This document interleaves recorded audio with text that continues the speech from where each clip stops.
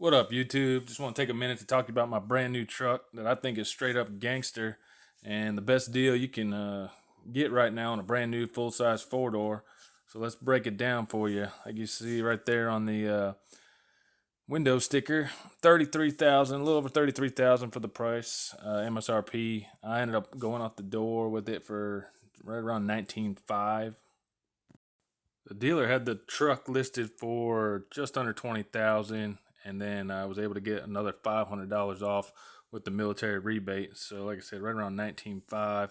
That's before taxes, but it's a heck of a deal for a brand new full-size four-door truck. Now this is a base model, but it's really all I need and wanted. It's got the Pentastar V6, 8-speed transmission, tow package, backup camera, vinyl seats, vinyl floors, which, like I said, that's really what I want. I got kids. It's easier to keep clean. I live out here on a gravel road, and it's already got a bit of dirt on it. You just take a broom, get in there, sweep that out. Nothing to it. A little vinyl shine every now and then. Be good to go. The interior's pretty basic. Vinyl seats, vinyl floors. You can seat 6 people in this vehicle. I got the center console that pops up. So there you have 3 in the front, 3 in the back. The back seat is a little tighter than my crew cab. Obviously, it's 1 foot shorter, but there's still plenty of room for child seats and grown adults. I'm gonna do another video on the child seats here in a little bit. The interior is pretty straightforward, being this is a classic. It's pretty much been the same for the last 10 or 15 years. The only other thing, it does not have a extra storage above the glove box like my old truck used to have. But other than that, it's pretty much the same. You got your backup camera in the rear view mirror, which is handy, backing up to a trailer. My other truck didn't have one, so I had to get out 2 or 3 times trying to hook up to a trailer. So this definitely makes it a lot easier, time saver, and saves you from being embarrassed, I guess, too. My old truck had the factory 120 volt plug in the dash there.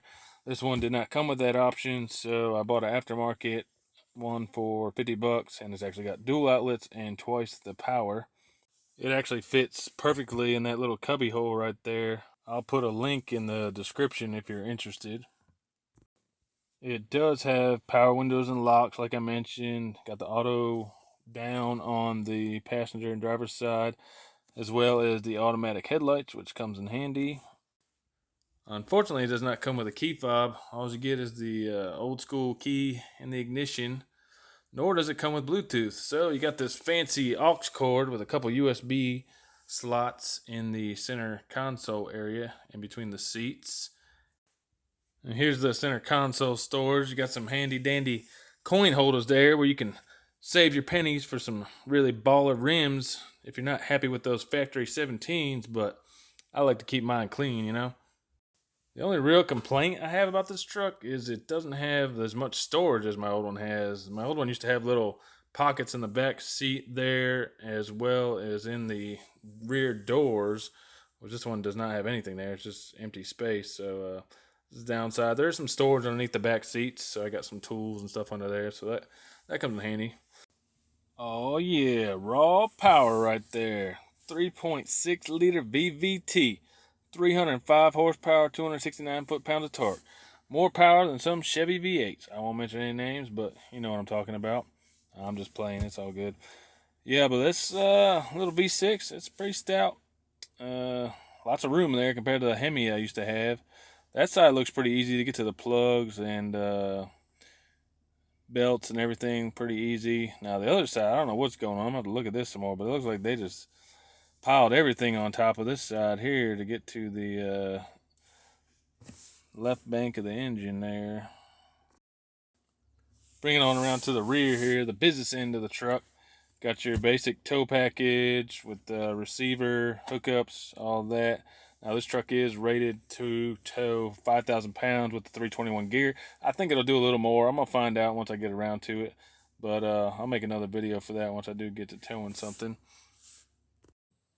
No bed liner option with this truck, but I just had a rubber mat from my other truck through down, keep most of it protected. It's got your basic controls just like any other Ram. You got your fuel economy, distance to empty. I'll probably do another video on the fuel economy. This is kind of off right now. I'm really getting about 22 miles a gallon, which I'm pretty impressed with. But I'll follow up once I finish this tank to get an official calculation. You got your normal trip meter, vehicle info, tire pressure, all your temperatures, just like any other Ram, just basic info that you need.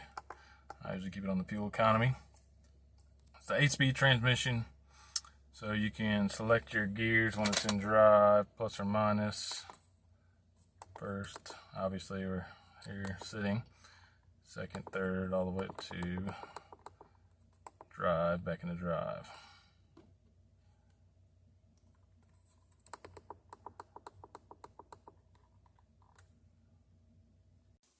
So that's pretty much it for a basic overview of the truck.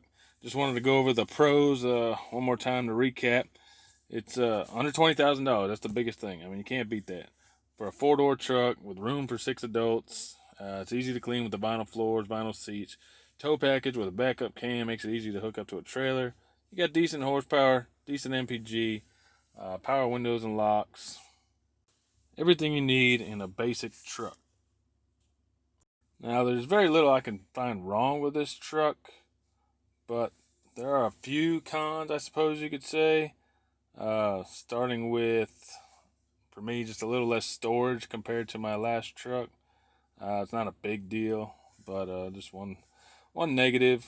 Lower towing capacity than the Hemi. Obviously, it's a 6-cylinder with a 321, rated at 5,000 pounds. You get a 355 gear, it jumps up to 7,700 with the V6. But for me, this is probably most I'm going to tow anyway with this thing, so it'll work out good. No Bluetooth, which I can always put an aftermarket head unit in here. No key fob. That's a little bit of a pain in the butt, but I plan on getting a aftermarket remote start with keyless entry, so a few $100 for that. Shouldn't be bad, but most importantly, could lead to divorce. I mean, with this truck this sexy, clean, and gangster, it could lead to some trouble, so just watch yourself out there, alright? For $20,000, a brand new truck, I don't think you can beat it. Maybe you can. Drop me some comments if you got something else in mind. Let me know what you think. Hit that subscribe button, and until next time, I'll catch you on the back road and bound.